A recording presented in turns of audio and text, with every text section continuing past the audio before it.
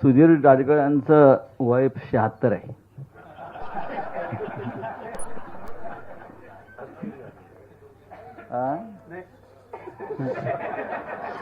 सुधीर राजगड वय 76 आहे, मुद्दाम सांगतोय मी, पण अजून तरतरीत आहेत. असो, आज धनंजय थोरात यांच्या स्मृतीप्रित्यर्थ हा आदर्श कार्यकर्ता पुरस्कार सोहळा इथे आयोजित केलेला आहे.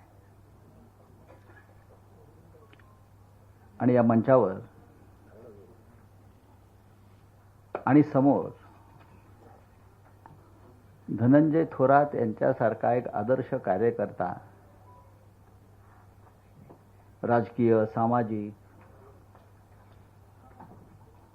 कला क्षेत्रात रस असलेला, त्याचं स्मरण ठेवून इतक्या वर्षानं सुद्धा एका कार्यकर्त्याचं स्मरण ठेवणं, त्याच्या मित्रांनी, त्याच्या सहकाऱ्यांनी आणि यासाठी जमणं, ही आधुनिक समाजामध्ये कृतज्ञता आहे. आणि आधुनिक समाजामध्ये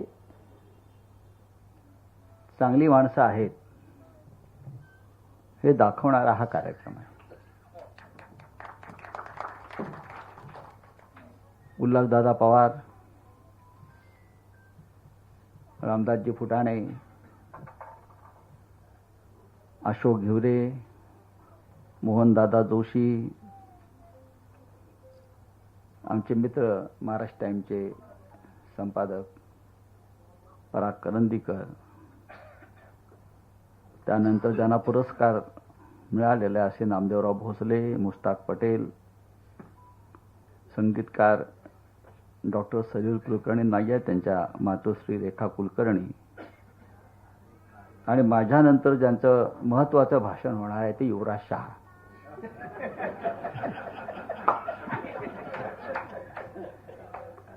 त्यांचं भाषण अत्यंत महत्त्वाचं असतं. अनेकदा आम्ही पुण्याला येतो ते त्यांच्यासाठीच येतो. काल त्यांनी रात्री त्यांच्या संस्थेमध्ये लोकांना जेवायला बोलवलं होतं आणि आम्हाला घेवरे साहेब होते ना, 50-60 लोकांसमोर त्यांनी 1.5 तास भाषण केलं. नाही, सर्व म्हणजे एकदम सर्वसमावेशक कार्यक्रम होता. डॉक्टर सतीश देसाई समोर दिसले मला मगाशी. आहेत, हां, ते सुद्धा होते. आहेत ना, टिकलेत काँग्रेस पक्षात किंवा हां. आणि मग त्या युवराजनी फार चांगलं मार्गदर्शन केलं सगळ्यांना. मग त्यांनी सुधीर राजगडांविषयी आम्ही चौकशी केली. मग गाडगिळांना का बोलवलं नाही? म्हणजे गाडगीळ सध्या फार बाहेर जात नाहीत.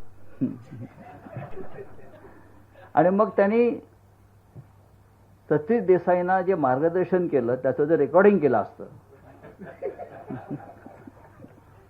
म्हणजे पुण्यभूषण पुरस्कार कोणाला द्यायला पाहिजे त्याच्याविषयी त्यांनी उत्तम मार्गदर्शन केलं. असो, कार्यक्रम जरी आदर्श कार्यकर्त्यांचा सोहळ्याचा असला तरी सुद्धा इथे व्यासपीठावर बसलेले जे सगळे प्रमुख वक्ते आणि आहेत समोर, ते अत्यंत महत्त्वाचे आहे. आणि प्रत्येकाने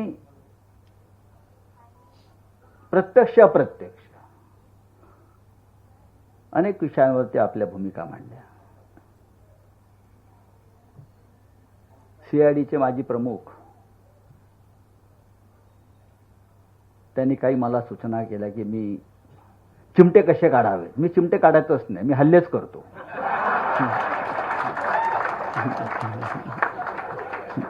हे लहानसहान कामं आम्हाला कधी जमलीच नाही,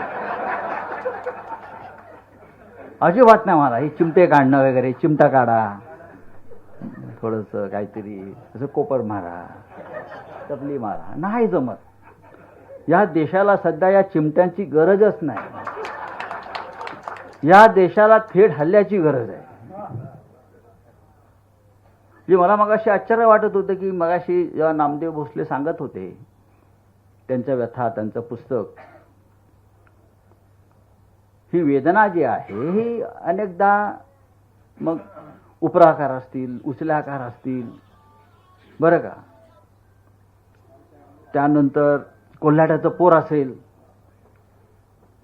आपलं पुस्तक समाजातल्या या तळागाळातल्या लोकांनी जे आयुष्य जगलेलं आहे, ज्याची आपण कल्पना करू शकत नाही इथे राहून, ते आपल्यासमोर जेव्हा आयुष्य येतं तेव्हा आपण सुद्धा अजूनही अस्वस्थ होतो. अण्णाभाऊ साठ्यांची जर पुस्तकं आपण जुनी पाहिलीत, पालावरची, त्यांनी जी काय मांडणी केलेली आहे, मग फकीरा असेल, माकडीचा माळ असेल, माकडीचा माळ म्हणजे त्या वारण्याच्या खोऱ्यातलं, सांगली भागातलं पुढलं सगळं जे जीवन आहे, मातंगांचं, महारांचं, पारध्यांचं, हे वाचल्यावरती आपण या समाजाचे घटक आहोत याची लाज वाटते कधी कधी, की माणूस म्हणून आपण आजही माणसांना कसे नाकारत राहिलो, ही भावना अस्वस्थ करते. आणि आज आपण अशा कार्यकर्त्यांचा सन्मान करून त्यांना जी प्रतिष्ठा द्यायचा प्रयत्न करतो, हे काम आपल्यासारख्या संस्थांनी वाढवलं पाहिजे. पारध्यांचं जगणं काय आहे हे अनेकदा आम्हालाही, आपण पोलीसच होतात, आपल्याला माहिती आहे. म्हणजे ब्रिटिशांच्या काळामध्ये ब्रिटिश ठरवायचे कोण गुन्हेगार, गुन्हेगारी जाती, गुन्हेगारी जमात, ब्रिटिश ठरवायची जाती. पण ती प्रथा गेली का? नाही. आता या देशाचे प्रधानमंत्री ठरवतात कोण गुन्हेगार. या देशाचा राज्यकर्ता ठरवतो कोण गुन्हेगार, कोणाच्या मागे ईडी लावायची, ते ठरवणार कोण चोर. आता हे पारधी समाजाचे लोक त्या काळामध्ये ज्या पद्धतीने जीवन जगले, मला वाटतं, आठवत नाही, बहुतेक उचल्याकार किंवा हे, त्याने एक मोर्चा काढला होता मंत्रालयावर, लक्ष्मण गायकवाड किंवा लक्ष्मण माने, आणि त्यांनी सांगितलं की आमच्या ज्या जाती आहेत, गुन्हेगार जाती, अजूनही पोलीस आम्हाला कुठे गुन्हा घडला की आमच्या पालावरती येऊन आमच्या लोकांना उचलून घेऊन जातात गुन्हेगार म्हणून, आणि गुन्हा उचल्या आणि त्यांना गुन्हा कबूल करायला लावतात नसला तरी. एकतर तुम्ही गुन्हेगारी याच्यातून आमची नावं काढा, नाहीतर आम्हाला चोरीचं लायसन द्या. आणि या मागणीला आम्ही पाठिंबा दिला होता. नाहीतर आम्हाला चोरीचं लायसन द्या रिस्त सरकारकडून, की आम्ही चोर आहोत, आम्हाला चोरीचं लायसन द्या, नाहीतर आमची नावं काढा. पण या सगळ्या समाजाच्या प्रमुख लोकांनी सातत्यानं आंदोलनं करून, संघर्ष करून, आणि महाराष्ट्रातल्या राजकीय पुढाऱ्यांनी सुद्धा, मग यशवंतराव असतील, अगदी माननीय शरद पवार साहेबांपर्यंत, यांनी सातत्यानं या समाजाला राजकीय प्रवाहात सामील करून घेऊन त्यांचं नेतृत्व उभं केलं, आणि त्या माध्यमातून या समाजाला माणूस म्हणून जगण्याची एक फार मोठी संधी आणि जागा उपलब्ध करून दिली. तरीही ते काम संपलेलं नाही भोसले. तुमच्यासारख्या लोकांनी अजूनही हे काम करत राहिलं पाहिजे. मुश्ताक पटेल जे आहेत, त्यांच्याविषयी मला जोशींनी माहिती दिली की हिंदू मुस्लिम ऐक्यासंदर्भात ते काम करतात, सामाजिक काम करतात. असं काम करणं हा आता राजकीय अपराध आहे. तुमच्यावर देशद्रोहाचा खटला दाखल करून तुम्हाला केव्हा तरी तुरुंगात टाकलं जाईल. तुम्ही समाजामध्ये ऐक्य घडवताय. लक्षात घ्या, मी या देशाच्या परिस्थितीविषयी बोलतोय. या देशामध्ये समाज एक राहता कामा नाही, जाती जातीमध्ये विभाजन होतं कामा नाही, सर्व धर्म समभाव आणि निधर्मी राज्यव्यवस्थेच्या गोष्टी करता कामा नाही. अशा प्रकारच्या वातावरणामध्ये आज आपण सगळे कसा तरी श्वास घेत आहोत. म्हणून मुश्ताक भाईंना सुद्धा फार जपून काम करावं लागेल. अशा प्रकारच्या कामाची सुरुवात हमीद दलवाईने या राज्यामध्ये केली होती. हमीद दलवाईने त्यानंतर अनेक लोक सत्यशोधक मुस्लिम समाजामधले किंवा अन्य समाजामध्ये निर्माण झाले. या महाराष्ट्राला एक फार मोठी महान अशी परंपरा आहे. तिसरे आपले पुरस्कार जे आहे डॉक्टर सलील कुलकर्णी यांनी अनेक वर्ष आपले मन आणि कान रिझवलेले आहेत. त्यांची गाणी, त्यांचे कार्यक्रम, त्याचा स्वाद आपण घेत असतो. आणि धनंजय थोरात यांच्या नावाने त्यांना आपण पुरस्कार देतो. हा धनंजय थोरात हा काही साधा कार्यकर्ता नव्हता. ज्या काळामध्ये कार्यकर्त्याला सन्मान होता आणि कार्यकर्त्याचं नेता ऐकत होता, त्या काळामध्ये कार्यकर्त्याचं ऐकलं जायचं नेता, त्या काळातला धनंजय थोरात हा कार्यकर्ता होता. आणि त्याचे अनेक किस्से मी युवराजकडून ऐकले किंवा आपण सगळ्यांकडून मी सातत्याने ऐकतो. काँग्रेस पक्षामध्ये राहून त्यांनी काम केलं. कोणत्याही आमिषाला ते मुख्यमंत्री बळी पडले नाहीत कधीच. ते एकदाच नगरसेवक झाले तरीही काँग्रेस पक्षात टिकले.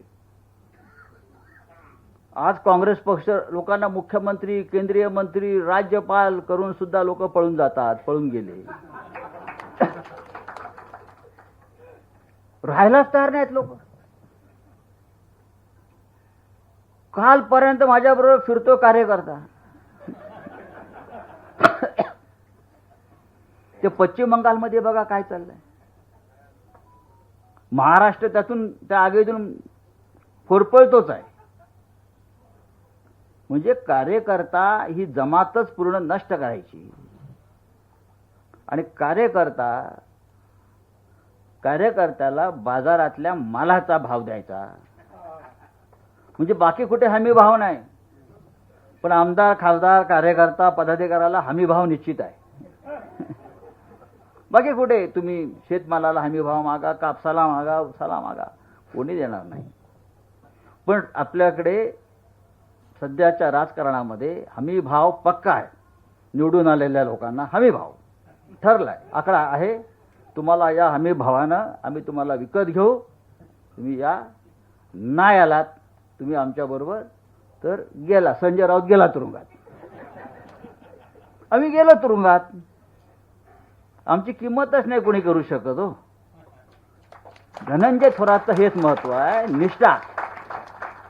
विचारांशी बांधिलकी जी आज राहिलेली नाही. विचारांची बांधिलकी असायलाच पाहिजे, नाहीतर त्या जगण्याला काय अर्थ आहे. कोणाचा नेता यशवंतराव चव्हाण असेल, कोणाचे शरद पवार असेल, कोणाचे अटल बिहारी वाजपेयी असतील, कोणाचे बाळासाहेब ठाकरे असतील, कोणी असेल, पण ज्या विचारात तुम्ही वाढलात, राहिलात वर्षानुवर्ष, आणि ज्या विचारांमुळे तुम्ही मोठे झालात, तो विचार असा एका क्षणामध्ये कसा काय तुम्ही सोडून वाहत जाऊ शकता? हा देश, या देशाच्या बाबतीत जगाला पडलेला प्रश्न आहे. हा जागतिक प्रश्न आहे. फक्त इराण-इराक युद्ध हा जागतिक प्रश्न नाहीये. इराण आणि इस्रायल युद्ध, भारतातली सध्याची सामाजिक आणि राजकीय स्थिती हा जागतिक प्रश्न आहे. पण त्या जागतिक प्रश्नावर भारतीय जनता अजून विचारच करायला तयार नाही. आज ज्या पद्धतीचं आम्ही जीवन जगतो आहोत, ज्या वातावरणात राहत आहोत, जे राजकीय प्रश्न आमच्या समोर उभे आहेत, ते प्रश्न फार गंभीर आहेत. खरं म्हणजे आम्ही त्या प्रश्नांशी अनेक वर्ष लढत आलेलो आहोत. चोरी केली म्हणून पारध्यांना पकडून नेतात. परवा 15 लाख कोटीची चोरी झाली या देशामध्ये. एक राजेश मेहता नावाचा,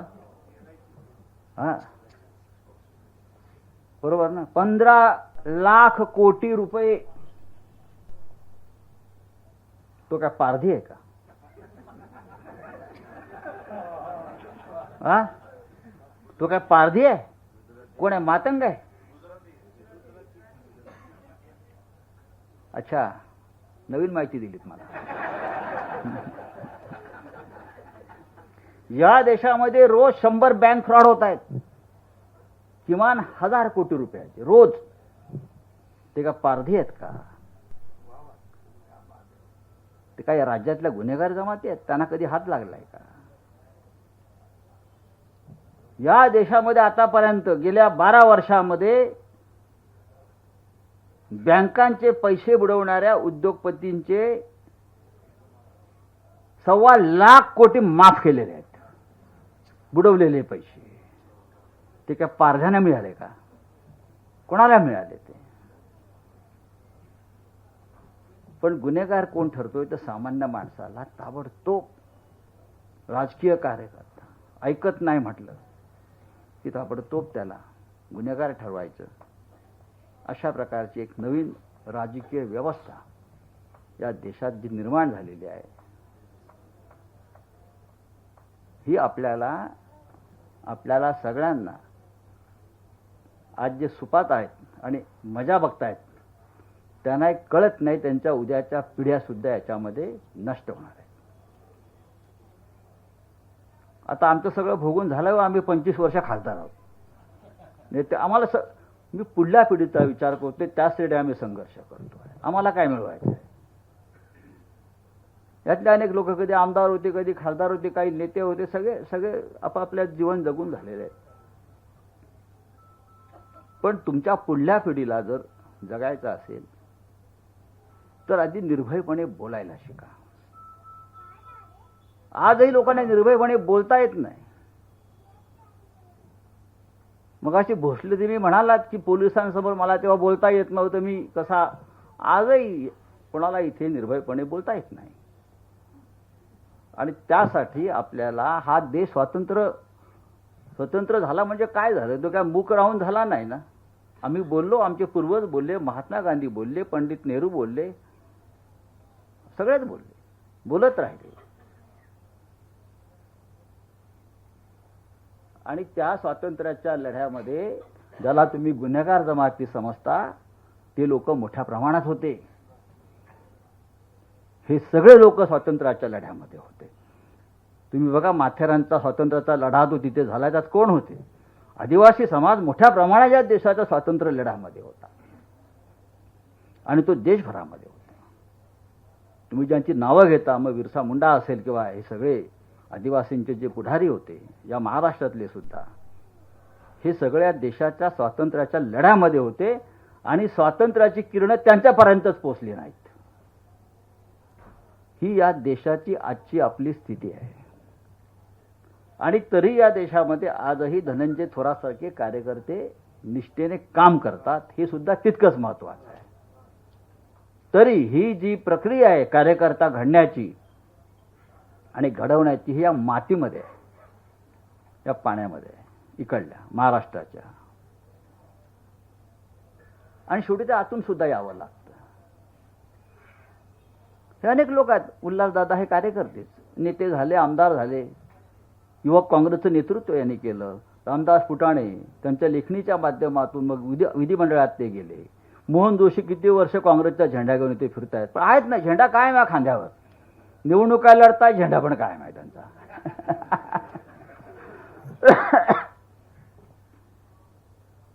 समोर बसलेले अनेक राजकीय कार्यकर्ते आहेत. आमच्या पक्षामध्ये सुद्धा शरद पवार साहेबांनी इतके महान लोक निर्माण केले त्यांच्या काळामध्ये, भले 15 मिनिटात निघून गेले.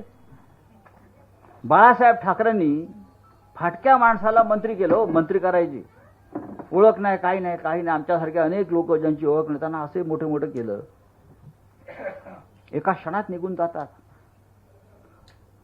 निष्ठा या शब्दाची व्याख्या बदलावी, अशा पद्धतीचं एक वातावरण दिसतंय.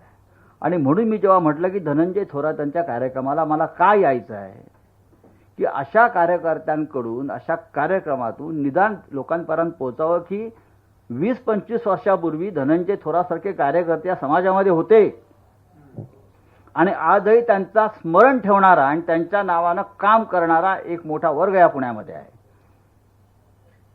जे अशा कार्यकर्त्याचं स्मरण ठेवतात. ज्या देशामधला पंतप्रधान आपली डिग्री विसरतो, पण आम्ही धनंजय थोरातचं स्मरण ठेवतो. ज्या देशाचा प्रमुख आपल्या बायकोला विसरतो, पण आम्ही धनंजय थोरातचं स्मरण ठेवतो. आम्हाला विस्मरण होत नाही चांगल्या कामाचं. ज्या देशाला पंडित नेहरूंचं विस्मरण होत आहे, त्या देशाच्या नेतृत्वाला तुम्ही काय सांगाल? महात्मा गांधींचं स्मरण करायचं नाही, पंडित नेहरूंचं करायचं नाही. ही लोक जन्मालाच आली नाहीत. अशा प्रकारच्या भूमिका आपण घ्यायच्या, लोकांनी त्याच्यावर टाळ्या वाजवायच्या आणि बधीर असल्यासारखं जगायचं आणि वागायचं असा एक बधीर समाज या देशातल्या राजकीय व्यवस्थेनं जर निर्माण करण्याचं ठरवलं असेल, तर आपण त्याचं स्वागत करता कामा नये. पश्चिम बंगालसारख्या राज्यामध्ये 4,000 ईव्हीएम जाळल्या जातात. जळल्या नाही, जाळल्या गेल्या. ज्या 4,000 ईव्हीएम पश्चिम बंगालच्या निवडणुकीत वापरल्या, 4,000 सगळ्या अख्ख्या राज्यातल्या, त्यांना आग कशी काय लागू शकते? सरकारी इमारतीला आग लागते. आणि ज्या ईव्हीएमवर संशय आहे घोटाळ्यांचा, त्या ईव्हीएम 4,000 जाळल्या गेल्या. जळाल्या नाही, जाळल्या गेल्या. याच्याविषयी या समाजाला कधीतरी सरकारला किंवा त्या सरकारची पालखी वाहणाऱ्या लोकांना प्रश्न विचारावे असं का वाटत नाही? आम्ही जेव्हा प्रश्न विचारायला लागलो तेव्हा त्याने आम्हाला तुरुंगात टाकलं, आमच्यासारख्या अनेक लोकांना. म्हणून आम्ही बोलायचो थांबलो का? जर माझ्या पूर्वजांनी या देशासाठी आणि महाराष्ट्रासाठी प्राणांचा त्याग केलाय, तर आमच्यासारख्या लोकांनी निदान बोललं पाहिजे. मग कशा करता आम्ही बलिदानाच्या गोष्टी करायच्या? आम्ही कशा कशा धनंजय थोरातच्या नावानं पुरस्कार द्यायचे? असे असंख्य विषय, प्रश्न आपल्या समाजामध्ये आज उभे आहेत. इतक्या मोठ्या संख्येनं उल्हासदादा लोक आले आहेत धनंजय थोरातांच्या कार्यक्रमाला, ही फार महत्वाची गोष्ट आहे. म्हणजे समाज अजून जिवंत आहे. आणि जोपर्यंत तुम्ही धनंजय थोरातचा कार्यक्रम करताय, लक्षात लोक येतात, तोपर्यंत आपल्या आशा, या आशाची किरण आपल्याला दिसणार आहेत. आणि धनंजय थोरातच्या स्मृत्या कायम राहायला पाहिजे. विलासराव देशमुखांनी मोठं योगदान दिलं. आपण सगळे त्याचे सहकारी त्या काळातले, तरुणपणातले आहात.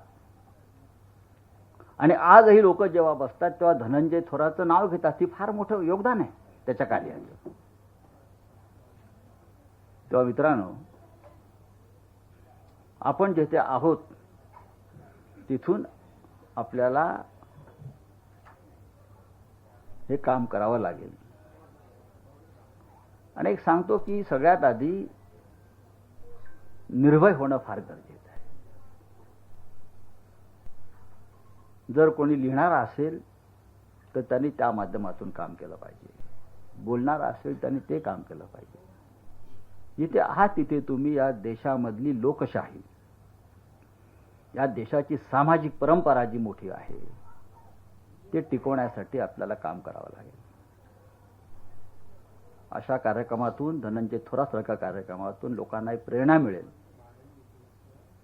आणि मला दिसतंय तुम्हाला हॉल नाही मिळाला हे म्हणूच नका. तुम्ही एखाद्या झाडाखाली घेतलं सभा अशी, तरी धनंजय थोरातच्या नावानं माणसं येतील. हॉल कशाला पाहिजे? नाही मिळाला हॉल. इतकं कमर्शियल झालंय सगळं. लग्नाला हॉल, मुंजीला हॉल, बुकिंग आहे. ह्याला हॉल, त्याला हॉल, नाही मिळत हॉल. धनंजय थोरातच्या नावाने एखादा हॉलच बांधू आपण. आणि तो फक्त अशाच कार्यक्रमाला देत राहू. तो मी आपल्या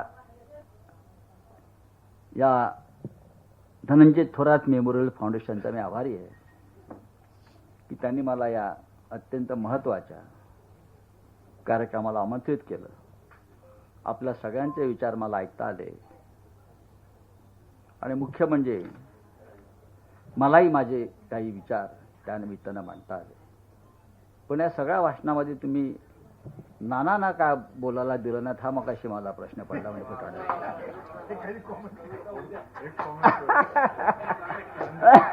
म्हणजे मला प्रश्न पडला. हा करूया ना. हो नाही करायलाच पाहिजे. मगाशी मी पाहतोय मगासपासून की काय झालंय. राम म्हणजे रामाच्या मंदिरातले 5 कोटीची दानपेटीच पळवली जाते.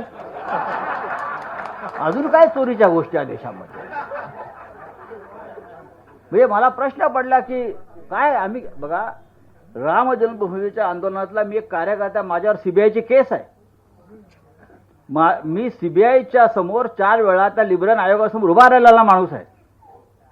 सातत्यानं मी त्या आंदोलनामध्ये होतो. आम्ही एका फक्त संघवालेच नव्हते का भाजपवालेच नव्हते हो. आम्ही होतो. आम्ही गेलो. चार्जशीटमध्ये नाव आहे माझं. ते राम मंदिर तुम्ही उभं केल्यावर ठीक आहे,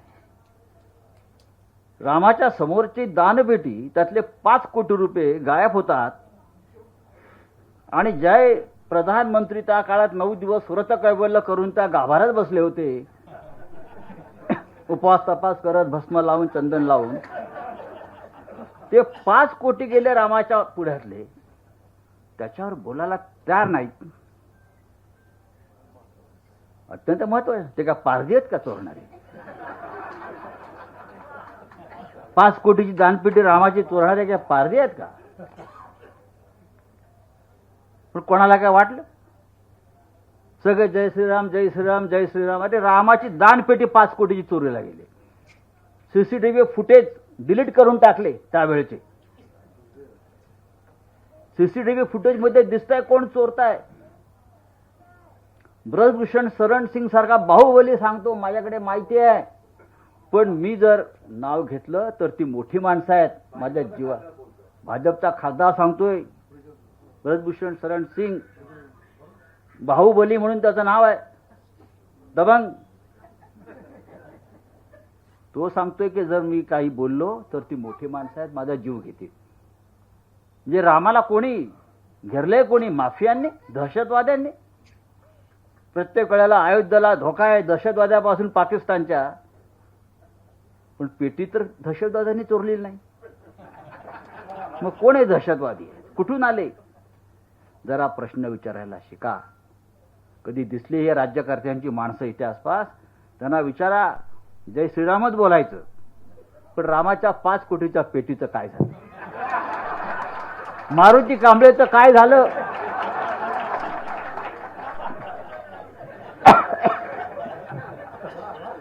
मारुती कांबळेचं काय झालं हा प्रश्न जसा सामनामध्ये फुटाण्याने विचारला, तो अजूनपर्यंत त्या प्रश्नाचं उत्तर आपण शोधतोय. मारुती कांबळेचं काय झालं, तसं राम मंदिरातल्या 5 कोटीच्या दानपेटीचं काय झालं हा प्रश्न आपण विचारायला पाहिजे. तो विचारा. एवढंच मी घरात, त्यांच्या घरात आपण घुसलं पाहिजे. हे डरपोक लोक आहे. अरे मला बघून ते सगळे मंत्री बिंत्री भाजप पार्लमेंटच्या लॉबीत नुसती पळापळ होते. नुसतं मी जात असलो तरी नजरेला नजर देता एक त्या सरकला इथे सरकला, मग माझा रस्ता मोकळा होतो. मी एकटाच जातो. तेव्हा एक चांगला कार्यक्रम आपण आयोजित केला. उल्हास दादा, मोहन दादा आणि मला आमंत्रित केलं. मी आपला आभारी आहे. लोकांनी ऐकलं, मी त्यांचा आभारी आहे. जय हिंद, जय महाराष्ट्र.